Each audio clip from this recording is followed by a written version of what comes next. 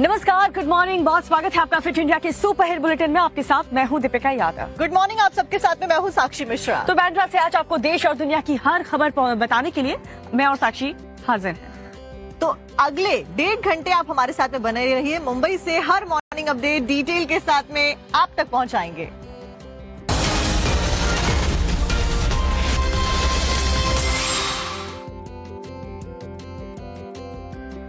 तो fit India की शुरुआत करते हैं बड़ी खबर के साथ पटना से, जहां पर एक बेकाबू पिकअप गाड़ी पलट गई और इस वजह से अफरा तफरी देखी गई। लोग अपनी जान बचाने के लिए इधर उधर भागते हुए नजर आए। जी हाँ, वहाँ पर जबरदस्त अफरा तफरी का माहौल बन गया है। नशे की हालत में गाड़ी चला रहा था ये ड्राइवर। हादसे में ड्राइवर बुरी तरह से घायल हो गया इस सड़क हादसे में।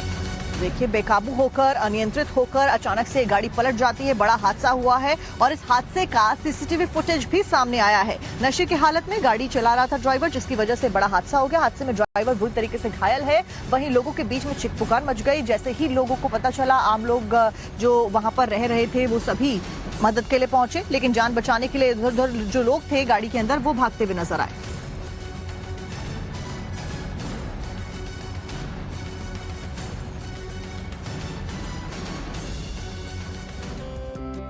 और अब बात करते हैं पहाड़ी राज्य की, जहां पर हल्द्वानी में, उत्तराखंड के हल्द्वानी में जबरदस्त आगजनी की खबर सामने आई है। आग लगने की घटना सामने आई है। बीती रात वहां पर भीषण आग लग गई। जैसे ही आग लगने की सूचना मिली, तुरंत दमकल विभाग की जो गाड़ियां थी वो मौके पर पहुंची। आग बुझाने का प्रयास किया गया और इस सबके बीच में आग से 50 लाख का नुकसान हुआ है, जो आकलन किया गया। शॉर्ट सर्किट आग की वजह बताई जा रही है कि शॉर्ट सर्किट हुआ, उसके बाद में आग लग जाती है और देखते ही देखते आग ने विकराल रूप धारण कर लिया, जिसकी वजह से आग की जो लपटें थी वो ऊंची उठती हुई नजर आई। धुएं का गुबार आसमान में छाया हुआ नजर आया। 50 लाख रुपए का नुकसान यहाँ पर कुल मिलाकर हुआ है अब तक जो आकलन किया गया है। तस्वीरें फिलहाल आप अपनी स्क्रीन पर देख रहे हैं। उत्तराखंड के हल्द्वानी से ये तस्वीरें आपकी स्क्रीन पर, जहां पर बीती रात भीषण आग लग गई। बाटा के शोरूम के सामने आग लगी और आग से कई दुकानें जलकर खाक हो गई। 3 तस्वीरों में आप देखिए कहां पे आग लगी, कैसे आग लगी। 50 लाख का कुल मिलाकर नुकसान हुआ है और इन तस्वीरों को देखकर अंदाजा भी लगाया जा सकता है कि हादसा कितना ज्यादा भीषण था। शॉर्ट सर्किट फिलहाल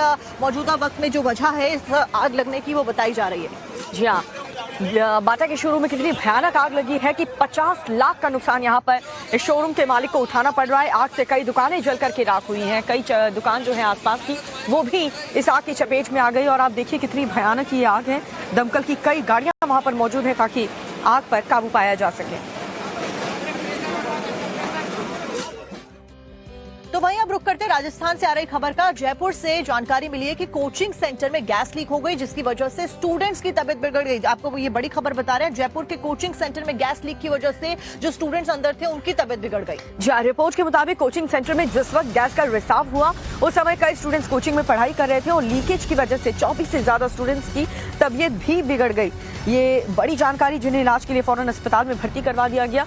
सभी छात्रों की तबीयत बिगड़ गई है, जिन्हें इलाज के लिए फौरन अस्पताल में भर्ती करवा दिया गया है। वहीं जयपुर के कोचिंग सेंटर में गैस लीक के बाद में बवाल देखने को मिला। तस्वीरें 4 फिलहाल आप अपनी स्क्रीन पर देख रहे हैं। कोचिंग में पढ़ने वाले स्टूडेंट्स ने सड़क पर जमकर हंगामा किया कि गैस लीक कैसे हुई, आखिरकार किसकी लापरवाही है। ऐसे तमाम सवाल स्टूडेंट्स के द्वारा किए गए कोचिंग सेंटर में, क्योंकि कई स्टूडेंट्स ऐसे थे जो वहां मौजूद थे। गैस लीक होने की वजह से उनकी तबीयत खराब हो गई। नाराज स्टूडेंट्स ने पुलिसकर्मियों के साथ में भी मारपीट हुई है। अब रिपोर्ट के मुताबिक कोचिंग सेंटर में जिस वक्त गैस का रिसाव हुआ उस समय कई सारे स्टूडेंट्स कोचिंग में पढ़ाई कर रहे थे। लीकेज की वजह से 24 से ज्यादा स्टूडेंट्स की तबीयत बिगड़ गई।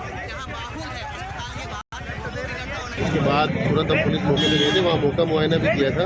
वहाँ कोई ऐसी गैस, वहाँ जरूर गटर की बदबू जरूर आ रही थी, क्योंकि वो क्लासरूम काफ़ी बड़ा है। तो हो सकता है कि बच्चों को सफोकेशन से और गटर की बदबू आने से बच्चे बेहोश हो गए। और चलिए, किसान आंदोलन से जुड़ी एक बड़ी खबर आपको बताने जा रहे हैं, जहां पर किसानों का आज से पूरे देश में ट्रैक्टर मार्च का ऐलान है। तो लगातार किसान अपनी मांगों को पूरा करवाने के लिए दिल्ली कूच का नारा दे रहे थे और आज पूरे देश में ट्रैक्टर मार्च का ऐलान किसानों के द्वारा कर दिया गया है। और उसी ऐलान के बाद में अलग अलग जगह पर जो पुलिसकर्मी हैं, जो फोर्सेज हैं, उनकी तैनाती की गई है। अलर्ट पर पुलिस को रखा गया है ताकि किसी भी तरीके की जो अव्यवस्था है वो आम लोगों को ना हो, क्योंकि अमूमन जब जब किसानों ने इस तरीके के नारे दिए हैं तब तक हमने देखा कि ट्रैफिक जो है वो एक बड़ी समस्या बन जाता है। फिलहाल शंभू और खनौरी बॉर्डर पर बैठे प्रदर्शनकारियों के समर्थन में ये मार्च है। 18 दिसंबर को रेल रोको आंदोलन का भी ऐलान यहां पर किया गया है। किसान आंदोलन से जुड़ी इस वक्त की बड़ी जानकारी, जहां पर अंबाला में सुबह 10 बजे से ये मार्च निकाला जाएगा। किसान आज पूरे देश में ट्रैक्टर मार्च निकाल रहे हैं।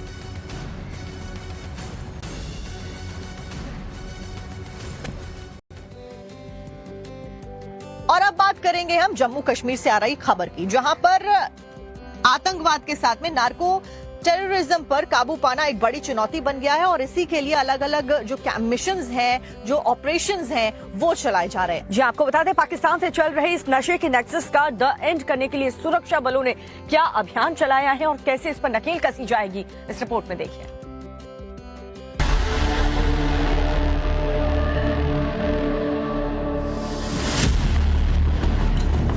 जन्नत में जहर बोने वाली साजिश फेल।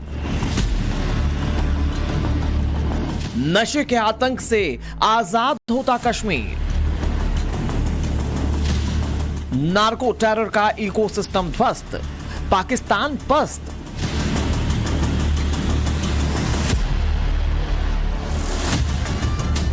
आतंकवाद को मुंहतोड़ जवाब देता नया कश्मीर, जिस दूसरी सबसे बड़ी चुनौती से घिरा है उस पर कड़ा प्रहार किया गया। ऐसा प्रहार कि इसे चलाने वाला इकोसिस्टम ही ध्वस्त हो गया है। कश्मीर की धरती पर जो नशे की फसल बोने की साजिश चल रही थी, अब उस पर सबसे बड़ा एक्शन लिया गया है। एक एक कर उन सभी ड्रग डीलर्स पर कार्रवाई की जा रही है जो हेरोइन जैसी नशीली दवाएं कश्मीर के युवाओं को बांट रहे हैं और उनसे जो कमाई हो रही है उसे देश के दुश्मन यानी कि पाक परस्त आतंकी संगठनों को मुहैया करवाया जा रहा है। धारा 370 के हटाए जाने के बाद जम्मू कश्मीर, खासतौर पर कश्मीर घाटी के अंदर सुरक्षा बलों ने आतंकवाद के साथ साथ नार्को टेररिज्म के खिलाफ एक बड़ा अभियान छेड़ रखा है और इसके अंतर्गत अब ऐसी प्रॉपर्टीज को सील किया जाता है जो इस नार्कोटिक ट्रेड में शामिल है। हम इस समय उत्तरी कश्मीर के बारामूला इलाके में हैं। ये लाइन ऑफ कंट्रोल के नजदीक इलाका है और यहाँ आप देखेंगे कि पुलिस के जवान एक ऐसी ही प्रॉपर्टी को इस वक्त जो है सील कर रहे हैं। इसको जो है फिलहाल पुलिस ने सीज किया है और साफ तौर पर इस लिखा है कि ये जो रहायशी घर है, ये जो इसका ओनर है जो कि एक एनडीपीएस केस में फिलहाल जेल में है, वो इस घर को बेच नहीं सकता या किसी को ट्रांसफर नहीं कर सकता या किसी को लीज पर नहीं दे सकता है। 2019 के बाद लगातार प्रशासन ने खासतौर पर कश्मीर घाटी के अंदर जम्मू कश्मीर पुलिस ने इस तरह की कार्रवाई लगातार की है और कर रहे हैं ताकि जो नारकोटिक्स ट्रेड में शामिल लोग हैं उनके खिलाफ कार्रवाई की जाए और पूरी तरीके से उससे बंद किया जाए। ये जो इलाका है लाइन ऑफ कंट्रोल के बिल्कुल नजदीक है और यही बड़ा जो है सिक्योरिटी चैलेंज सुरक्षा एजेंसियों के सामने है। कश्मीर ड्रग्स हैंडलर्स का हॉटस्पॉट बनता जा रहा है। घाटी के युवा इसकी चपेट में आ रहे थे और उनके भविष्य के साथ साथ कश्मीर को भी अंधेरे में धकेलने की साजिश की जा रही थी, लेकिन सुरक्षा एजेंसीज उनकी हर साजिश को नाकाम कर रही है। सुरक्षा एजेंसियों ने कश्मीर में नार्को टेरर के नेक्सस को कमजोर कर दिया है। पिछले 2 साल में अब तक 2000 केसेस दर्ज किए गए हैं और 3000 से ज्यादा ड्रग डीलर्स को अरेस्ट किया गया है। पीआईटी एनडीपीएस एक्ट में 400 लोगों को गिरफ्तार कर जेल भेजा जा चुका है। 40 करोड़ से ज्यादा की संपत्ति जब्त की गई है। 8000 कनाल भूमि पर नशीली दवाओं की खेती को नष्ट कर दिया गया है। अब एक बड़ी और दुखद खबर आपको बताने जा रहे हैं। मशहूर तबला वादक जाकिर हुसैन का निधन हो गया है। 73 साल की उम्र में उन्होंने आखिरी सांस ली। सैन फ्रांसिस्को के हॉस्पिटल में उन्होंने अपनी आखिरी सांस ली है। लंबे समय से वो बीमार चल रहे थे और उम्र संबंधी समस्याओं की वजह से उनको हॉस्पिटलाइज किया गया था। फिलहाल दुखद खबर ये सामने आ रही है कि 73 साल की उम्र में उन्होंने आखिरी सांस ली है। आपको ये भी बता दें कि जाकिर हुसैन को हार्ट में संबंधित समस्याओं की वजह से अमेरिका के सैन फ्रांसिस्को के हॉस्पिटल के आईसीयू में भर्ती कराया गया था और उसके बाद में ये दुखद खबर फिलहाल सामने आ रही है।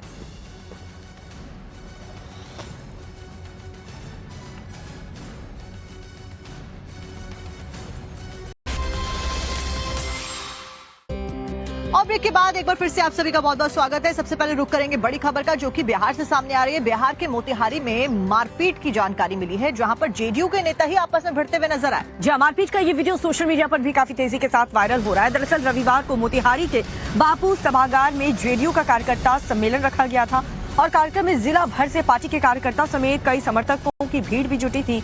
और इसी दौरान बिहार सरकार के मंत्री अशोक चौधरी का जैसे ही भाषण खत्म होता है तो मंच पर जगह नहीं देने और भाषण देने का मौका नहीं मिल पाने से नाराज स्थानीय कार्यकर्ता आपस में उलझ गए। दरअसल रविवार को मोतिहारी के बापू सभागार में जेडीयू का कार्यकर्ता सम्मेलन रखा गया था, जो आप स्क्रीन पर देख भी रहे हैं। कार्यक्रम में जिला भर से पार्टी के कार्यकर्ता समेत समर्थकों की भीड़ जुटी थी।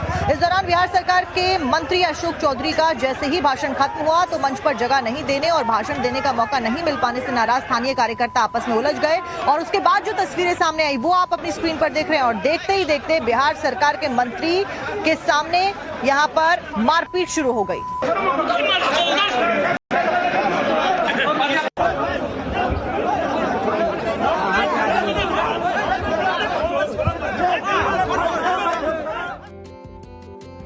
और अब खबर आपको ग्रेटर नोएडा राजधानी पटना से आ रही खबर की जहां पर स्टूडेंट्स ने बीपीएससी की परीक्षा में लीक का आरोप लगाकर बड़ा बवाल किया, हंगामा किया। जी और इसका वीडियो अब सामने आया है। इस वीडियो के आधार पर इस पूरे मामले की अब जांच की जा रही है।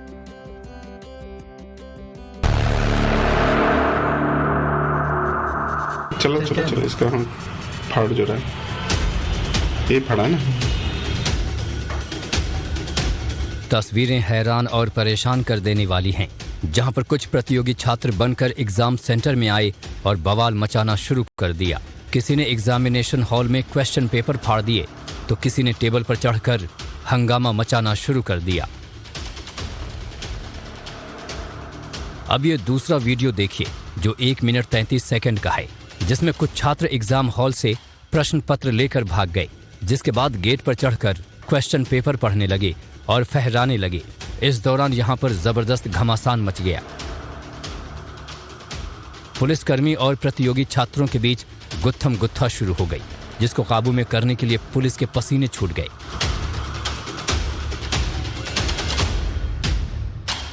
एग्जाम हॉल में बवाल की ये तीसरी तस्वीर देखिए। सीसीटीवी वीडियो में सब कुछ शांत नजर आ रहा है। एग्जाम देने आए सभी प्रतियोगी शांतिपूर्वक एग्जाम दे रहे हैं, लेकिन पल भर में वहां बड़ा बवाल होने वाला है, इसका शायद ही अंदेशा किसी को होगा। अचानक से कई प्रतियोगी यहां पर घुसते हैं, एग्जाम दे रहे छात्रों से क्वेश्चन पेपर छीनकर फाड़ना शुरू कर देते हैं, जिसके बाद जो कुछ होता है उसकी तस्वीर आपके सामने है। दंग कर देने वाला ये वीडियो बिहार की राजधानी पटना से सामने आया है, जहां बापू सभागार में बीपीएससी की परीक्षा चल रही थी, जहां पर यह पूरा हंगामा हुआ। सीसीटीवी वीडियो के आधार पर आरोपियों की पहचान की जा रही है। बताया जा रहा है कि करीब 1000 छात्रों ने परीक्षा दी, लेकिन 200 की संख्या में अभ्यर्थियों ने ये आरोप लगाना शुरू कर दिया कि क्वेश्चन पेपर के पैकेट की सील टूटी हुई थी, जिन्होंने पूरा हंगामा मचाया। आयोग पूरे घटनाक्रम को साजिश से जोड़कर देख रहा है और पेपर लीक के आरोपों को खारिज कर दिया। पटना के डीएम पूरे मामले को लेकर जल्द अपनी रिपोर्ट सौंपेंगे और इसको लेकर आज एक अहम बैठक भी है। अगली खबर आपको गुजरात के सूरत से बताने जा रहे हैं, जहां पर सूरत पुलिस को बड़ी सफलता हाथ लगी है। यहां पर एक नकली नोट छापने वाले सौदागर को गिरफ्तार किया गया। बड़े ही शातिर तरीके से ये लोग इन नकली नोटों का कारोबार करते थे, नकली नोट बनाते थे, छापते थे। आपको एक डिटेल रिपोर्ट इसके ऊपर दिखाते हैं। नोटों के बंडल इतने जिसे देखकर आपकी आंखें चौंधिया जाएं। टेबल पर 200 और 500 के बंडल देखकर आपकी आंखें फटी की फटी रह जाएंगी। टीवी स्क्रीन पर 1 या 2 नहीं बल्कि काफी तादाद में नोटों का जखीरा है, जिसे पुलिस ने बरामद किया है, जिसे देखकर अंदाजा लगा रहे होंगे कि ये कोई मनी ट्रेल का पैसा है या फिर इसका कोई हवाला कनेक्शन है। अगर आप ऐसा सोच रहे हैं तो ऐसा बिल्कुल भी नहीं है। 200 और 500 रुपए के नोटों का जो बंडल आप देख रहे हैं वो जाली करेंसी है, जिसे पुलिस ने इनपुट मिलने के बाद बरामद किया है। पैसों के साथ जिन 3 आरोपियों को गिरफ्तार किया गया है वो बहुत ही शातिर तरीके से जाली करेंसी नोटों का कारोबार करते थे। रिपोर्ट के मुताबिक सभी आरोपी बैंकों में जाकर नकली नोटों को खपाते थे। बैंक कर्मी को झांसा देने के लिए असली नोटों के बीच जाली करेंसी रखते थे, ताकि उन पर किसी तरह का कोई शक ना हो। इंफॉर्मेशन के तहत इन्होंने 3 इसम को उनके लगेज के सहित चेकिंग करके तलाशी लेते हुए उसमें 500 रुपीज़ की इंडियन करेंसी की और 200 रुपीज़ की इंडियन करेंसी की नोट के बीच में भारतीय बच्चों के बैंक ऐसा नोट बरामद किए हैं। तस्वीरें गुजरात के सूरत से सामने आई हैं। पुलिस ने इन सभी आरोपियों को सूरत में एंट्री करते वक्त पकड़ा, जिनके पास से 2.5 करोड़ के नकली नोट बरामद हुए। आरोपियों से पुलिस की पूछताछ लगातार जारी है। इनसे नकली नोटों के सौदागर का पता लगाया जा रहा है। में आज भी अतिक्रमण के खिलाफ बुलडोजर वाली कार्रवाई देखने को मिलेगी। इस सबके बीच में नवभारत के साथ में खास बातचीत में डीएम ने एक बड़ा बयान दिया। डीएम के द्वारा कहा गया कि मंदिर की कार्बन डेटिंग के लिए एएसआई को लेटर दिया जाएगा। तो संभल में एएसआई की कार्बन डेटिंग के लिए लेटर दिया जाएगा। तो ये बड़ी खबर आपको बता रहे हैं, मंदिर की कार्बन डेटिंग के लिए एएसआई को लेटर दिया जाएगा, जिसके बाद देखिए पूरे मामले की कार्रवाई की जाएगी। नवभारत से बातचीत में संभल के डीएम ने ये बड़ा स्टेटमेंट दिया। पंचामृतम मयानीतम पयोदधिगतम मधु सर्वायुक्तम स्नानातम प्रतिगीयताम मिलित पंचामृत स्नानम पंचामृत स्नानान्ते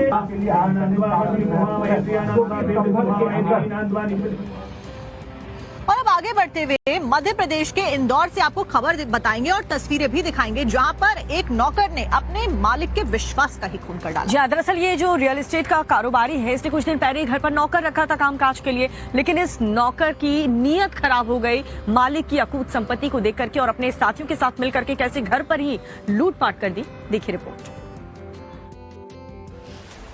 इंदौर में एक रियल एस्टेट कारोबारी को बिल्ली की देखभाल के लिए नौकर रखना भारी पड़ गया, क्योंकि नौकर कारोबारी के घर से करीब 1.5 करोड़ की चोरी करके चंपत हो गया। नौकर ने मालिक को खाने में बेहोशी की दवा मिलाकर दी और माल पर हाथ साफ कर दिया। बताया जा रहा है कि नौकर 75 लाख रुपए के जेवर, 19 लाख कैश, 10 लाख रुपए की घड़ियां और थार गाड़ी लेकर रफू चक्कर हो गया। वारदात इंदौर के तेजाजी नगर थाना क्षेत्र की है, जहां रियल एस्टेट कारोबारी अनीस मोहम्मद अकेले रहते हैं, जबकि पत्नी महू में और बेटा देहरादून में रहते हैं। अनीस के पास एक बिल्ला है, जिसकी देखभाल और घरेलू कामकाज के लिए आरोपी दीपेश थापा को 1 दिसंबर को ही काम पर रखा था। हायरिंग एक सिक्योरिटी एजेंसी के जरिए की गई थी। अनीस ने एजेंसी के संचालक से आरोपी दीपेश थापा का पुलिस वेरिफिकेशन कराने के लिए कहा था, लेकिन ये प्रोसेस अभी पूरा नहीं हुआ था, जबकि नौकर दीपेश ने 14 दिन में कारोबारी की अलमारियां, लॉकर और तिजोरी की जानकारी जुटा ली थी। वारदात के दिन आरोपी दीपेश ने खाने में नशीली दवा मिला कर दी, जिसके बाद अनीस को चक्कर आने लगे और वो बेहोश हो गए। मालिक के बेहोश होने के बाद नौकर ने अपने साथी को बुलाया और घर के हर एक कोने को खंगालकर पहले सामान इकट्ठा किया, उसके बाद शराब पार्टी भी की। उन दोनों ने मिलकर चोरी की और घर में उन्होंने खाना पीना खाया, दारू वारू भी पी, उन्होंने पूरा घर गंदा किया और फिर वो सुबह 4 बजे मेरी थार लेके चले गए। 2 लोग थे और ऐसा लग रहा है कि वो और भी लोगों से इन्वॉल्व थे, क्योंकि वो टेलीफोन पे बात और भी लोगों से कर रहे थे, जो वीडियो फुटेज में दिखा है। इतना ही नहीं, चोरी करने के बाद आरोपी दीपेश थापा ने एजेंसी संचालक को फोन भी किया और कहा कि अब वो अनीस के घर काम नहीं करेगा। इसके बाद एजेंसी की टीम जब कारोबारी के घर पहुंची तो पूरा घर अस्त व्यस्त था और अनीस बेहोश मिले। नशा इतना ज्यादा था कि अनीस मोहम्मद करीब 24 घंटे तक बेहोश रहे। खाना खाने के बाद में मुझे कुछ और खाने का मन किया, तो उसने मुझे कुछ स्नैक्स दिए फ्राई किए हुए, मैंने वो खाए और फिर मैंने बोला यार आज थोड़ा सा टेस्ट अजीब लग रहा है, तो मुझे पिस्ता दे दे खाने को। उसने मुझे पिस्ता दिया, मैंने पिस्ता भी खाया। फिर मैंने उसको बोला कि अब मेरे को आज थोड़ा ठीक नहीं लग रहा है, न जाने क्यों चलने में भी मुझे चक्कर आ रहे हैं, शायद मैं थका हुआ हूँ ज़्यादा, तो मैं सोऊंगा अभी। तो वो मुझे बोला कि ठीक है साहब आप सो जाइए। तो मैंने बोला कि तू मुझे मेरे पैरों में मालिश कर देना, पैर दर्द कर रहे हैं। तो उसने ऊपर रूम में गया, मेरे पैरों की मालिश भी की, फिगारो ऑयल से मैंने उसको देखा मालिश कर रहा। थोड़ा धुंधला धुंधला मुझे उतना याद था तब। फिर मैंने दूध पिया नहीं पिया मुझे नहीं मालूम, और फिर मैं नींद आ गई मुझे, फिर मैं सो गया। उसके बाद फिर मेरे को जब होश आया तो मैं अस्पताल में था। इधर पुलिस का कहना है कि मामले की जांच की जा रही है और आरोपी को पकड़ने के लिए टीमों का गठन किया गया है और जल्द ही उसे पकड़ लिया जाएगा। तम दृष्टया 2 लोगों का नाम शामिल है, उनका फुटेज भी मिला है। दीपेश नेपाली जो व्यक्ति है, उसके साथ एक व्यक्ति और भी मिला है, उसके सीसीटीवी फुटेज भी मिले हैं और शीघ्र ही हम उसकी गिरफ्तारी करेंगे और मसरूका को जब्त करेंगे।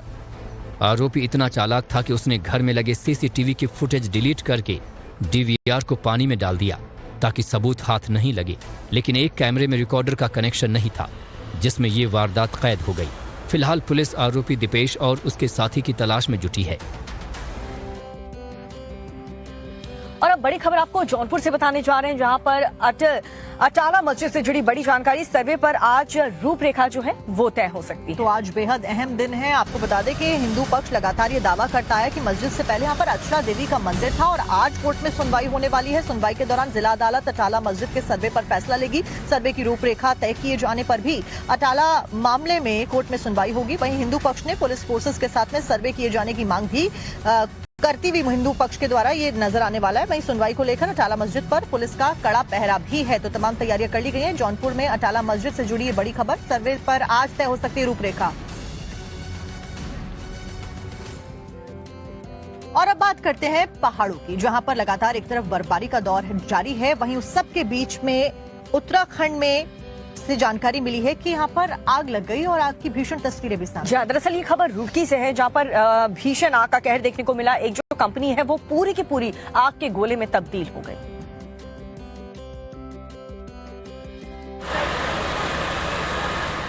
रुड़की में एक फैक्ट्री में लगी ऐसी भीषण आग जिसने पूरे इलाके में मचा दिया हड़कंप। नीचे घंटों आग भड़कती रही और ऊपर आसमान में काले धुएं का गुबार उठता रहा। कई किलोमीटर दूर तक दिखाई दे रही आग की लपटों ने इलाके में लोगों को दहशत में डाल दिया। आग का ये तांडव कई घंटों तक जारी रहा। तस्वीरें रुड़की के मंगलोर की हैं, जहां मुंडयाकी इंडस्ट्रियल एरिया में कल देर शाम पॉलिथीन बनाने की एक कंपनी में भयानक आग लग गई। आग इतनी तेजी से फैली कि देखते ही देखते पूरी बिल्डिंग को अपनी चपेट में ले लिया। कंपनी में मौजूद कर्मचारियों ने आग बुझाने की कोशिश की, लेकिन आग इतना विकराल रूप ले चुकी थी कि हर कोशिश बेकार साबित हुई। खबर मिलते ही फायर ब्रिगेड की टीम मौके पर पहुंची और आग बुझाने का काम शुरू किया गया। लेकिन देखते ही देखते आग और भी तेजी से फैलने लगी और आसमान में भयानक लपटें उठने लगी। तभी फैक्ट्री के अंदर से धमाकों की आवाज भी आने लगी, जिससे आग पर काबू पाना मुश्किल हो गया। इस भीषण आग को बुझाने के लिए आसपास के फायर स्टेशन से भी गाड़ियों को बुलाना पड़ा। कई घंटों की मशक्कत के बाद इस आग पर काबू पाया जा सका, लेकिन तब तक लाखों का माल जलकर खाक हो चुका था। कंपनी में इतनी भयानक आग कैसे लगी, फिलहाल इसका पता नहीं चल पाया है। गनीमत रही कि रविवार के दिन छुट्टी के चलते ज्यादातर कर्मचारी नहीं थे और जो अंदर थे वो जान बचाने के लिए बाहर की ओर दौड़ पड़े।